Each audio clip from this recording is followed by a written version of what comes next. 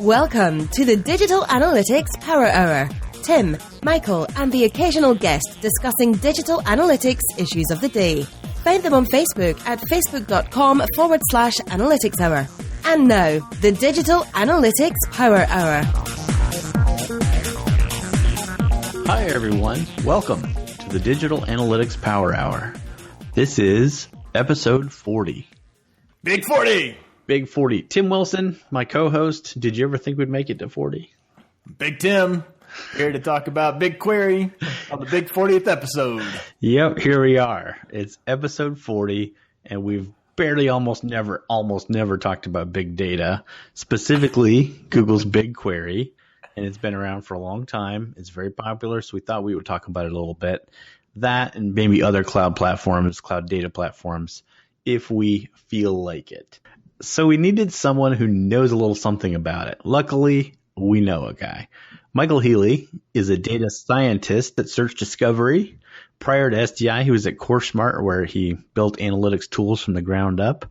And he is our friend and colleague. Welcome to the show, Michael. Well, hello to both of you. So here we are to talk about BigQuery. First off, why is it named BigQuery? That's an excellent question. Why is it named BigQuery is because you're allowed to run very large queries against it. BigQuery is what they call analytics as a service internally at Google, and they describe the acronym as unfortunately ASS, but that's what it is. And so their goal is to provide perfectly scalable and managed service, which allows you to scale your analytics services to whatever you need to do.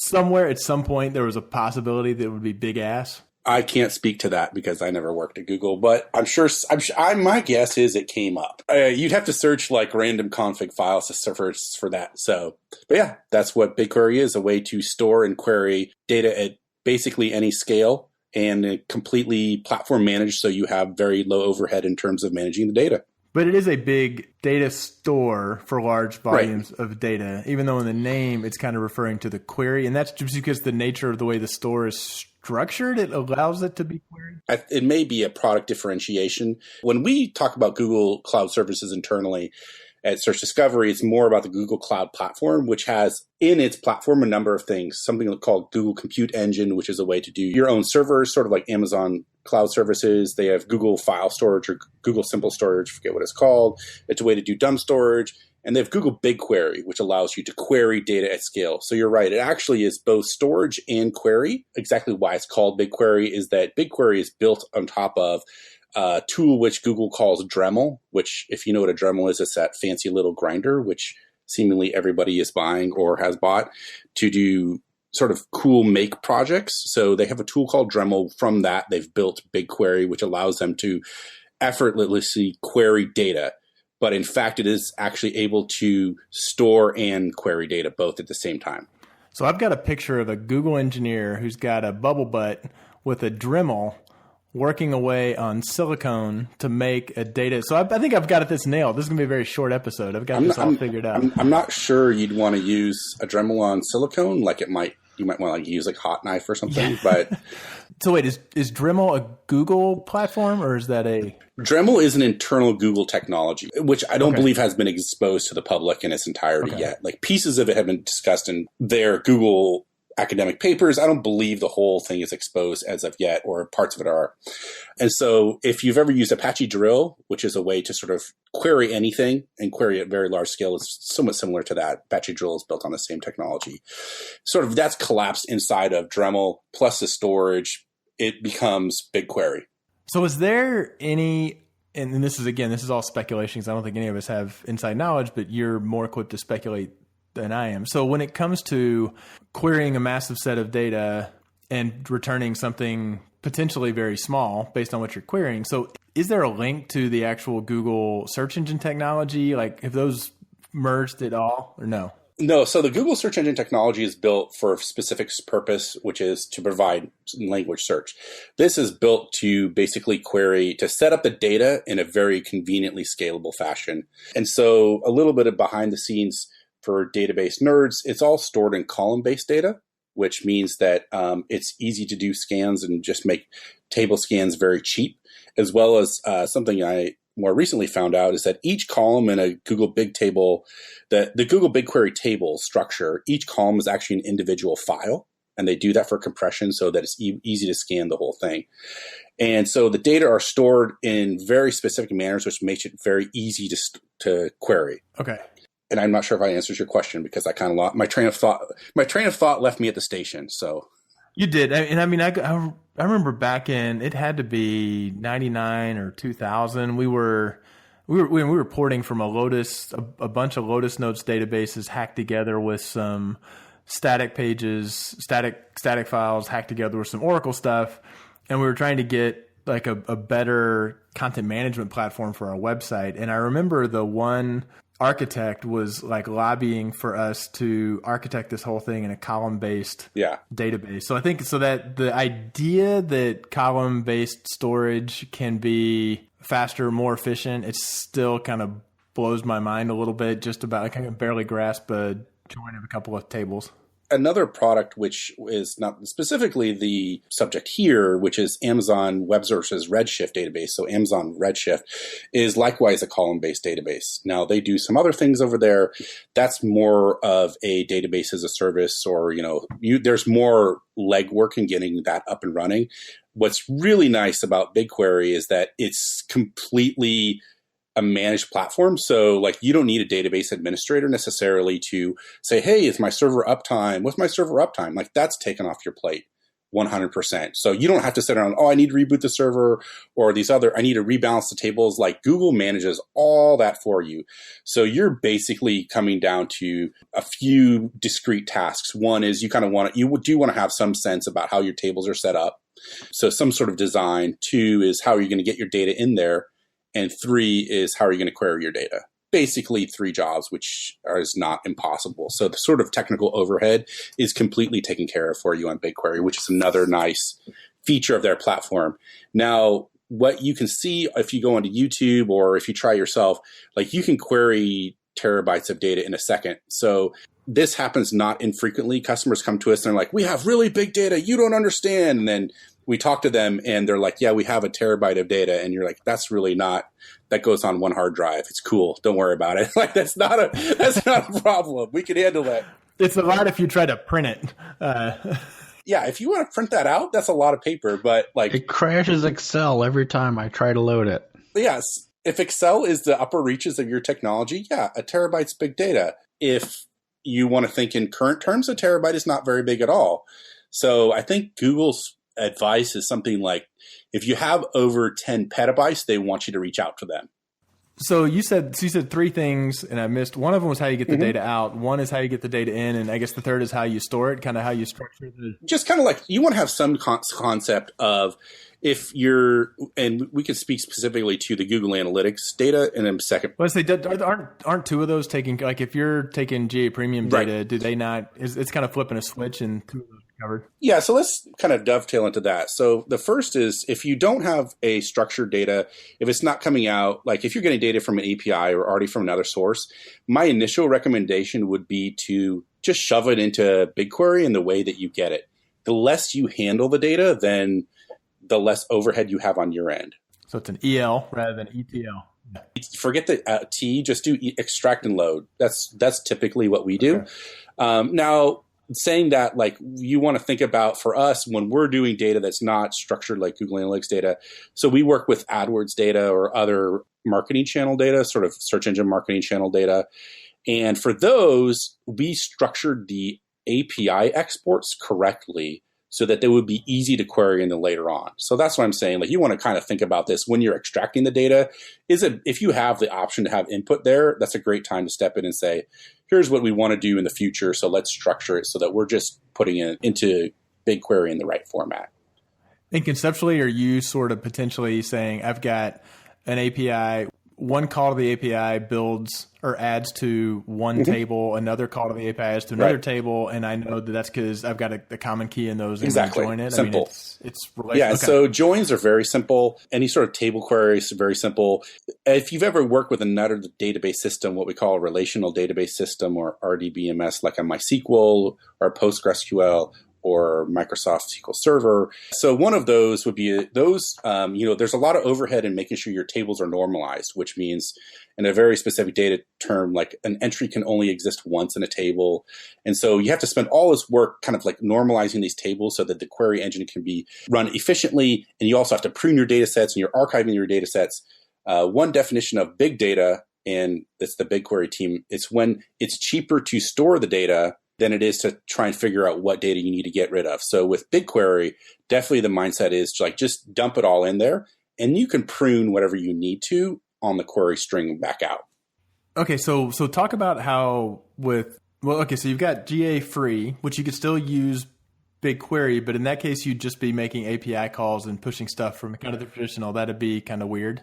It would be less than ideal. You're better off. They're already storing it, so just make your queries. Yeah, just get GA Premium.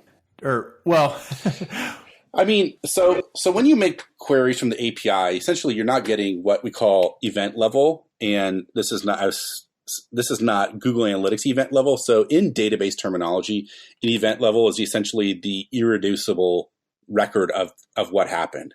So we can't simplify this any further. So it would be each server call essentially. Okay. In a nutshell. So you want to really do data analysis at a more advanced data analysis, you'd want to have essentially those server calls at some level. Okay. And so you can't get that out of the GA API, very intentionally, because even for a small company, that would be pretty significant, right? For each visit, you'd have an average of 10 events. If you have 5 million, how am I going to get that out of the API and serve that up as a scalable fashion? That's not its intention. Its intention is to provide summary numbers. For Google Analytics Premium, yes, if you sign up for BigQuery, they will actually automatically pump the event level data into an instance for you. And then what's involved? So say you've got that set up, and then somebody says, I want to see visits by day, something that's definitely a rolled up aggregated thing. Is that one where you say, yeah, for that stuff, still go back and use either the standard API or whatever, or would you actually say, no, BigQuery, I can set up a bunch of those common things, and I can, because you're basically re-engineering the processing and logic engine that GA is doing, right? To a degree. So let's take a step back. How do you get it enabled first and foremost?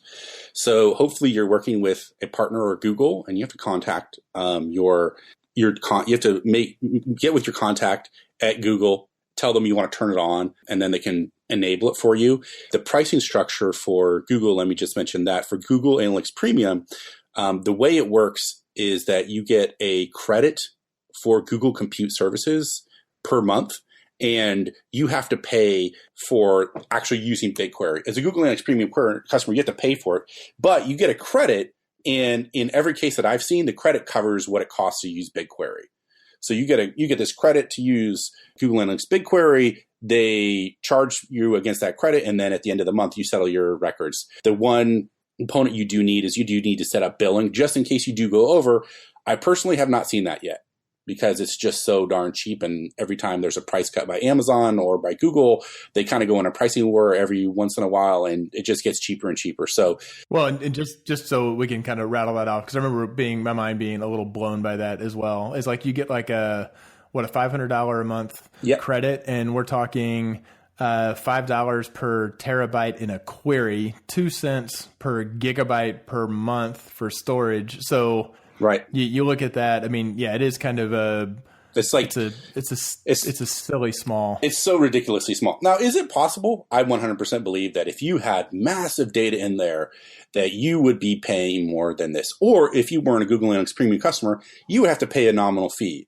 However, in every single case that we've implemented it, I would argue that the benefit to the company from having access to the entire data stream is greatly outweighs the small cost. So even if you have to pay, you are achieving so much more value from your data that it's well worth it.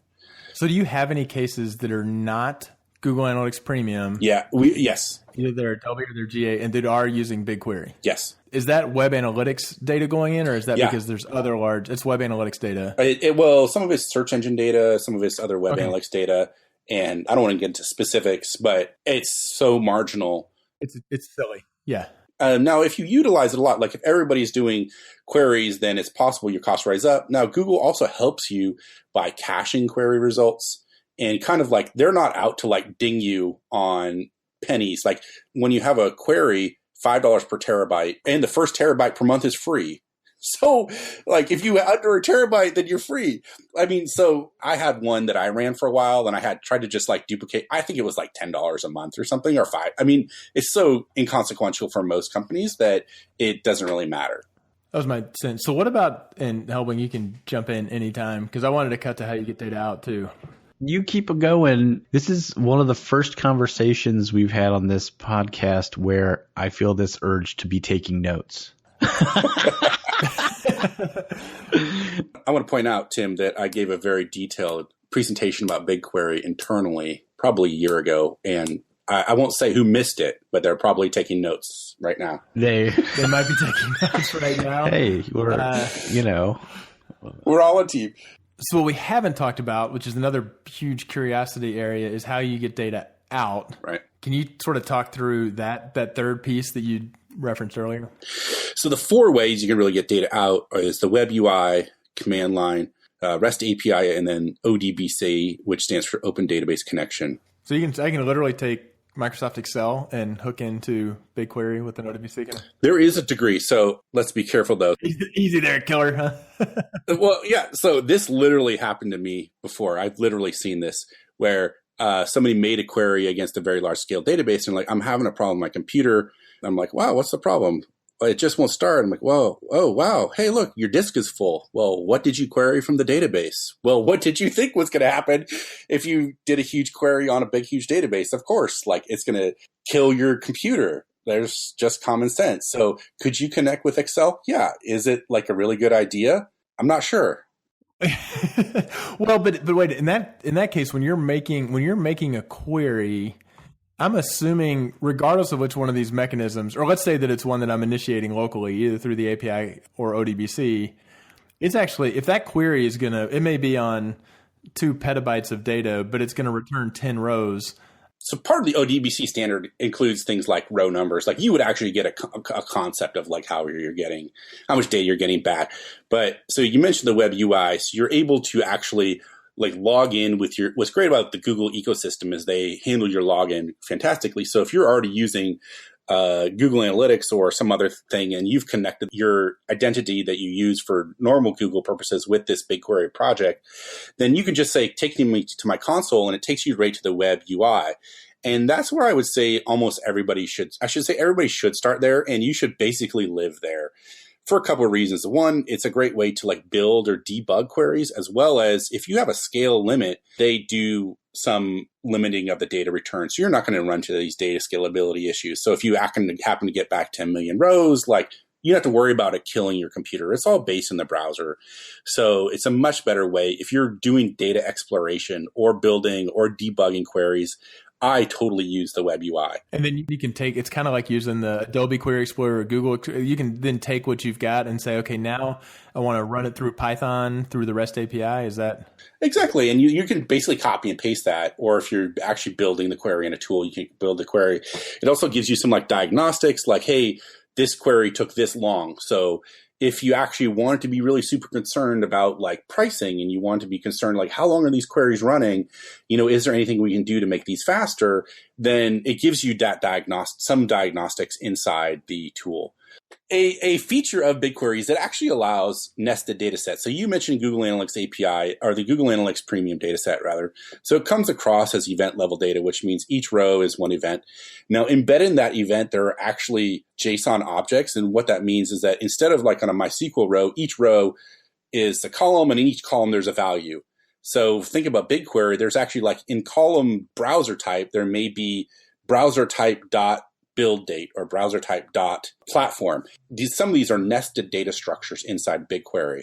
And so that's something that if you're trying to get used to BigQuery is actually a little bit hard to wrap your head around. How queries work with these nested data structures is not always intuitive, especially if you're coming from a relational database system. And so the web UI really gives you a concept of like, here's how the data are structured, here's where the nested data elements are, and how you'd want to start to unpack those.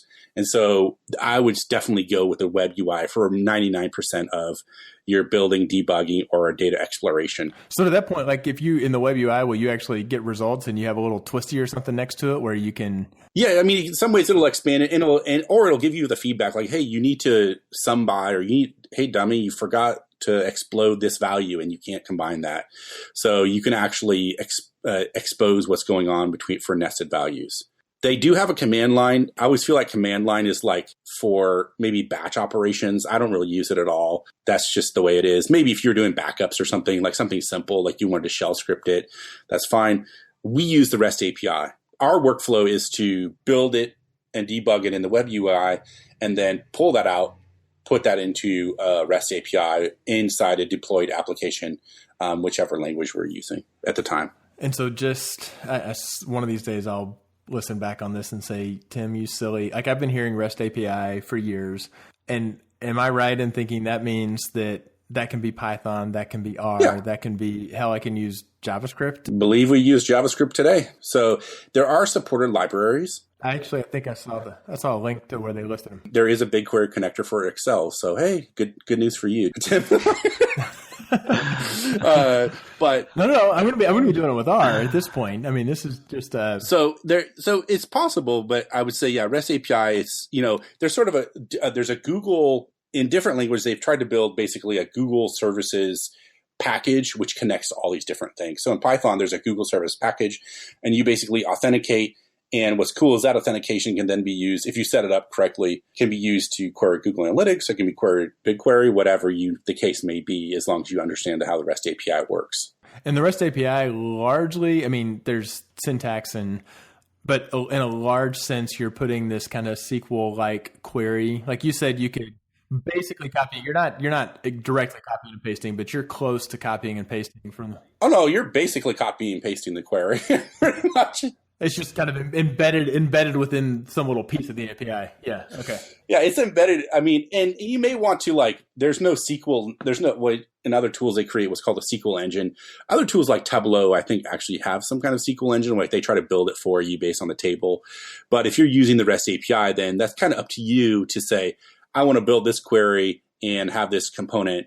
Obviously, you can parameterize things like dates or ranges or whatever. So to meet your needs, it can be parameterized within the confines of the language you're working in. But that's how we do it. Yeah.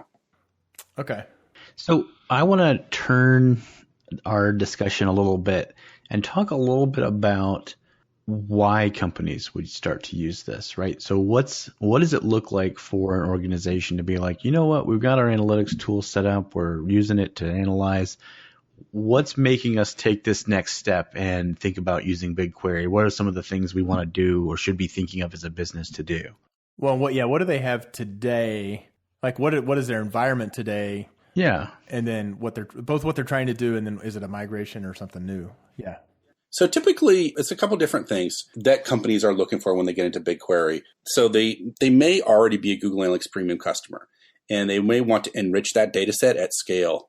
So if you're already a Google Analytics Premium customer and your data are being uploaded, and then you want to upload a bunch of customer service data, you know what? It's fast, cheap, and scalable to put inside BigQuery. So we're just going to go all in on BigQuery. So that's definitely one component of it, as well as that mentions the other. Like if you've ever been involved in a data warehouse project, data warehouse projects tend to be very long, complex, and not inexpensive at all. As opposed to BigQuery, which is basically, very nominal fee. You spend 6 months debating Kimball versus Inman right, before you can even start doing anything. I'm not saying that's wrong, but that's the old archetype, which is to say, we're going to set up everything very scale, very specific, and it's the way it's done. Whereas BigQuery, I've seen a lot of companies, particularly marketing organizations, but a lot of other, more agile organizations, they want to be able to get a new data source, whether it's seasonal or whether they're going to try it, and they want to look at the entire scan of the data. So maybe they're doing some sort of seasonal marketing message with a new vendor, which they want to try. Is that worth spinning up a data warehouse project internally? Probably not, to be honest. It's going to take longer to do the project than it is to do this test. If you have your data stored in BigQuery, then you can just upload that data and analyze it as needed, and bada bing, bada boom, you're done with the day. It's much cheaper, faster, and flexible than an existing data warehouse project. So that's another component where people are seeing the value of, hey, it's going to take us millions of dollars to build an in-house data warehouse. It makes more sense for us to just put it up in the cloud, put it in BigQuery, and we don't have to worry about it, and we have the same access to the data. So is it ever the marketing organization saying, yes, we have a big Netezza whole infrastructure thing. We're never going to be prioritized around the operations group or whatever. And they just decide, they're like, fuck it. We're going to go and stand this BigQuery thing up and start throwing stuff in it that we care about. Basically. And I mean, it's probably a little more organized. Like they would hopefully involve the IT team because they may have any questions about what's going on. It's not a whole Rambo jump out of the helicopter shooting missiles off, at the Russians, Rambo 3. You're not quite doing that. Was that Rambo 3 or was it? Oh, was that Rambo 2? Sorry. I have no I don't even know why. But the fact that you just rattled off to the exact scenario, like you had a scene in your mind and were... That's always like my nightmare when people are like, try to be like Rambo programmers or Rambo program people are just like, hey, I'm going to jump out. I'm going to do it all by myself. I'm like, no, we're a team. Well, and I guess I'm not implying kind of a going rogue, but I definitely have worked with a lot of organizations where the historical data, it's an Oracle data warehouse and they've got their rack space stuff and they got to provision everything. And it's just kind of after a year or two, somebody comes in and says, that's fine. We'll play nice with you, but we've got to get something done in the next month. Yeah. And so that's a lead in for them to get started, as well as a lot of companies, there's technical debt, right? They're already waiting for requirements to be filled in the data center, right? In most places and wouldn't you say that it's true that in most places, there are requests for data warehouse upgrades that are already in the queue. And then you come along, oh, here's another one that I need, but I need it right away. Well, it's just going to go at the end of the queue. So, what is a better way to do this? Or the fourth thing in the queue stays the fourth thing in the queue forever because there's always something that comes in above it. So there's a little more to it than just like, hey, let's turn it on. Obviously, we really leverage the REST API a lot. So you need to have some developer resource in there to kind of like get this operationalized. Now, could you go in and kind of manual upload some subset of files? Great. You could totally do that. You could upload it into BigQuery or into the storage and then put it into BigQuery and fantastic. Make queries against it. Like you could do ad hoc basically by hand. But if you want to operationalize it, you need to have a little bit of developer resources, but not a lot. And after that, like I said, you don't have a whole data warehouse infrastructure team supporting you. You just need to make queries and get your data out. It seems like there is that people say, oh, I've got GA Premium. If I'm an analyst and I'm excited because, hey, we finally went to Premium because maybe it was something fairly obvious, we're hitting limits. And so, great, I'm going to get unsampled data. That seems like one of those sort of misnomers out there of I'm getting unsampled data. That unsampled data is kind of really not the same thing as the event level data of flipping the switch and loading it into BigQuery, right? So if an analyst says, no, I have the capacity and the ability to work with basically the hit stream and I want to access that, I may have GA Premium, but I'm not really going to get at that data until I flip the switch and turn on BigQuery. You made the point earlier that even with a relatively small site, the actual raw data can still be a decent sized data set. And I would think from doing true analytics on it, the more atomic you've got, the more data points you have, the more opportunity you have to actually find something. If you just get down to the, stack all your dimensions up with whatever metric, that may be a bigger flat table, but it's still stopping short of my actual atomic hit level data. Yeah, so you asked earlier if you'd have to rebuild reports in BigQuery, basically rebuild Google Analytics reports, via BigQuery. To some degree, that's probably true. Like if you want to know how many page views or unique visitors, you'd have to have that query and run it in BigQuery and do some sort of SQL aggregation function. But that's super simple. If you can't figure that part out, feel free to reach out to us or read a book because it's so simple. It's really easy to do that anybody basically should be able to do it. So that is true. Now, with regards to deeper level analysis, yes, it's 100% true. You're able to do further event level analysis of everything that's going on your site. Where we really see like the value proposition just explode almost exponentially is when you start looping in other data.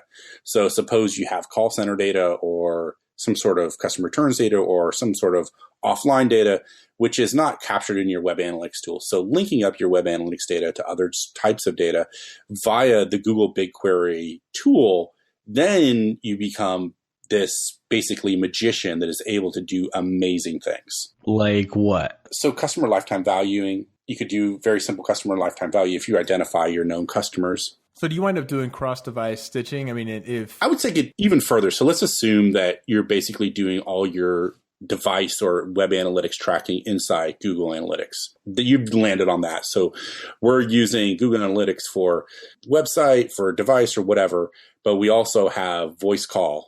Or we also have customer supply chain, like things like back-end order tracking stuff, basically what would be considered ERP. So like when was the order placed, when was the order shipped, when was the order delivered, this sort of thing. Connecting that data all together, stitching a complete customer life together inside Google BigQuery is really where the value is. So the more you can flesh out your customer, take a step back. Don't just say, we're going to capture sort of device interactions. Those are table stakes. Well, no. I mean, to be fair, you jumped in a little quick. I was going on the path of that, and then there's an offline transaction. And so therefore you can get across, yes, cross device. And then where I was kind of heading, because you still have to have a key, right? Right. No amount of technology is going to magically make your key to do the join, right? You still have to have, and sometimes it seems like that has to be thought through in how your operational processes are designed. If they're making an in-store purchase, have you thought through how that in-store purchase is going to be linked back to call center, to IVR system, is linked to your digital, data? Like it's not magic in that because you have the two data sets in one spot, you still have to have a key to join them together, right? Right. So that's the pre-planning that is required. And sometimes your vendor is going to really have an opinion about how the data is going to be structured. So you kind of have to figure it out. And some of your implementation from Google Analytics. And obviously we're assuming that someone is sort of an identified customer in both instances. So you're assuming that on the website you're identified and in the store you're identified, and we can also get a key and put those two together and kind of like stitch that together. You can also do, if you don't have that, you can do some sort of meta-analysis to say, okay, we have this in-store performance. Now we have this bucket of anonymous visitors. How did our anonymous visitors as a whole behavior change and potentially affect our identified in-store purchases? So potentially you could work around that, but it would get messy and be sort of complicated. Ideally, you'd have, you're right, some sort of foreign key that would link all these tables together. And that way you could say, hey, great, here's your customer ID number that is from, once you logged in, we know your customer ID level. So if you have a vendor that is maybe tracking online e-commerce purchases, they can track you by email, or if they actually have you log in, they may have a customer ID. Now we're heading down I don't know. I feel like a little bit that's where the vendors are saying, sure, all you have to have. Yeah. They're like, well, yeah, you have your common key. Yeah. Let's just assume you have the common key. And now we've just ignored the reality of the other 85% of the business models that don't. I'm not saying it's always easy. What I'm saying is that I've seen it accomplished, and we've accomplished it. So it's not impossible, but it's definitely something that you have to think about and kind of understand from the beginning, that we want to understand a customer lifecycle. And especially if a customer, if it's a situation where you're going to a vendor where they have a CRM system in place already, then they already really should have, hopefully, fingers crossed, thought out a customer model. So if they're using a Salesforce, then they have customer IDs in Salesforce, and they've kind of already thought about all the different touch points. So if you go into that kind of environment, then it's more, how do we make that Salesforce ID, or how do we do this exposed back out to BigQuery? So it kind of depends on the industry. So say I'm an Adobe user, and Adobe's got their data feed. You're not going to customize it at all, and I think it's included with most versions. If you are willing to take an unfiltered, unsanitized data feed from Adobe, have you seen that? Or I guess the simple question is are there cases where somebody's using Adobe Analytics where it makes sense for them to go into BigQuery? Is that, well, they've got other data that they're already pumping into BigQuery for other reasons and they should bring it in? Or what's kind of the Adobe to BigQuery narrative? I think there are two data feeds. One is the data feed, which everybody calls the data feed from Adobe, which is the flat file you get. Then there's the Adobe streaming data, which is called live stream, I want to say, and where they actually send the event out to you. So could you put either of those into BigQuery? Yes, absolutely, you could. Would you ever do that? Typically, that would be a decision made on a new install. So when we're working with clients who are on the data feed, if it's an existing Adobe client, they may already be getting the data feed. And this may be a question that they have asked and answered of their IT organization, 5 years ago. And in that case, if they already have the process to read this data into Netezza or Teradata or some other on-site device, then what are we going to go in and say, hey, you guys are morons. You got to put it all inside BigQuery. No, of course not, right? I mean, they already have a whole process to read and analyze the data, so it doesn't make any sense. In the case where it's a new install, then it comes in and there's definitely a conversation about where do you want to store this data and how do you want to access it? And it really comes down to one of three options, basically. One is Google BigQuery. Some companies do have concerns about either putting their data with Google, they want to stay with Adobe. So they look at the Amazon Redshift product, which I mentioned, which is very scalable. It's less of a platform as a service. So you do have to actually understand how the databases are spun up and managed. You have to do a little bit of management. You don't have to have them on site. They're in the cloud, but you do need to do some load balancing or whatever the case may be. And the third option is they may want to buy and build an internal database. For the final one, I would say the people who are using internal on-site databases. Those would be the Netezza or Teradata or... Netezza or Teradata typically, or the ilk, if I'm forgetting one, please excuse me. That would be somebody that, if you're talking about a new install, not the legacy install, like 5 or 10 years ago. If you're talking about somebody starting new today, there may be information security requirements or some sort of legal or just old guard paranoia. I mean, potentially. Yeah, just some sort of logistical requirement that they say, you know what, we can't put our data in the cloud. We just can't. And I've seen this. Typically, it's like with financial firms, they really need to be on site. And so that's it. Ends the conversation there. That's their InfoSec requirements. So then the question is, first, can you put your data in the cloud or not? If you can put it in the cloud, then it becomes, are you comfortable with the way Google handles their data? Or would you, if they're an organization that's an IT organization that is already knee deep in the Amazon Web Services cloud, so they're using Amazon Web Services compute engine or what have you, they may be really interested in Redshift just for logistical concerns. Network I/O is sort of the carbon monoxide in the room. So network I/O is just the cost to transport the data from point A to B, your data, right? And so if you have a ton of data already being produced by your Amazon Web Services, then it's pretty smart to just send it into Redshift. That's just the way it works. Now, if you're coming into it fresh and you have nothing to worry about, then I would say, look at BigQuery. It's the way to go for a lot of companies. The lack of infrastructure and organizational overhead that you have to expend to get it up and running is quite nice, and it makes it very, very affordable. There's one word we haven't heard uttered at all during this, and I just don't know where it fits. So where does Hadoop fit into this entire universe? So Hadoop is actually an ecosystem of numerous things, of a few things. When Google published a paper which identified the Google file structure, GFS, some very smart people read that and they said, hey, we could basically implement something. We could kind of figure that out. And the technology is exposed, but conceptually we understand it. So we're going to use Java to build what's called a HDFS or Hadoop file system. So you started with GFS, the Google file system. Then you went to Hadoop file system.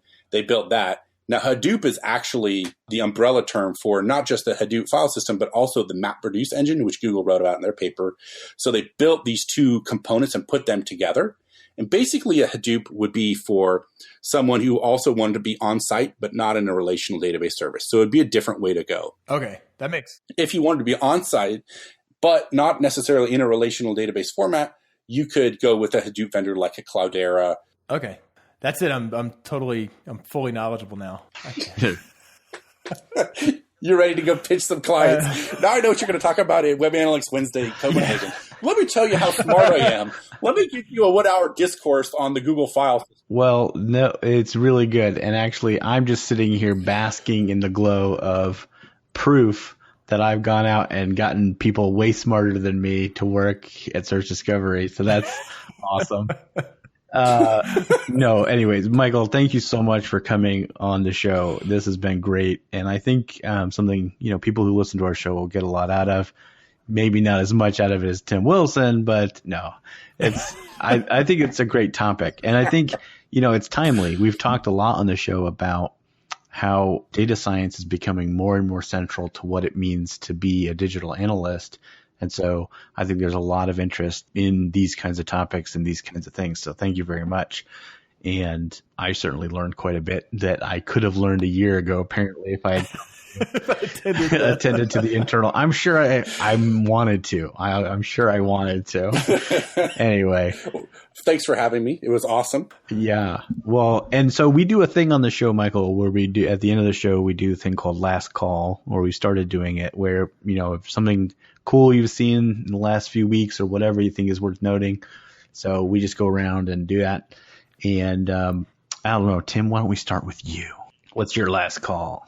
Okay, so I got a couple I could do. I think what I'm going to go with, and it's going to be appropriate because now that my brain is full and I momentarily, until I wake up tomorrow morning and realize that I don't have any understanding of any of this, I feel like I've got a better sense of BigQuery. I'm going to go with something sort of simple and basic, but I've realized how much I am using it now from where I wasn't using it a year ago. So plain old web analysts, we always have to check the tags, see what's firing. For years, I've used Fiddler, I've used Charles Proxy, I've used the Google Analytics Chrome debugger for GA, I've used the Digital Pulse debugger for Adobe. But a while back, I hit a spot where I needed to capture post data, and that was not being captured anywhere. And Josh West at Demystified pointed out, he was like, use the Observe Point tag debugger. It's free. It's a plugin for Chrome. So it's simple. I realize I use that 99% of the time now. If I'm not trying to debug a mobile site or mobile app where I need to run it through Charles. So I had a client a few weeks ago who said, I sent a screen capture and they're like, what is that? That's not the Digital Pulse debugger. I'm like, no, it's way more awesome.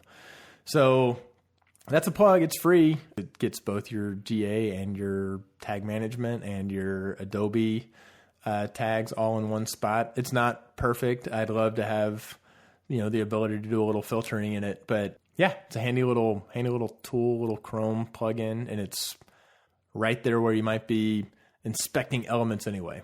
So that's my last call. Nice. What about you, Mr. Healy? So I have a book recommendation. Max Tegmark, he wrote a book called Our Mathematical Universe, which is discussing his hypothesis that our physical reality is a mathematical structure and his theory of the ultimate multiverse.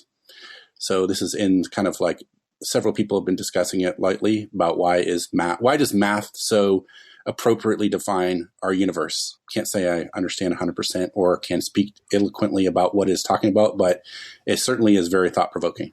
This is like reading A Brief History of Time, which I was awesome with for like the first 2 chapters, and then I'm like, how can this thin little fucking book like make me talk? Except, yeah, and it's gone.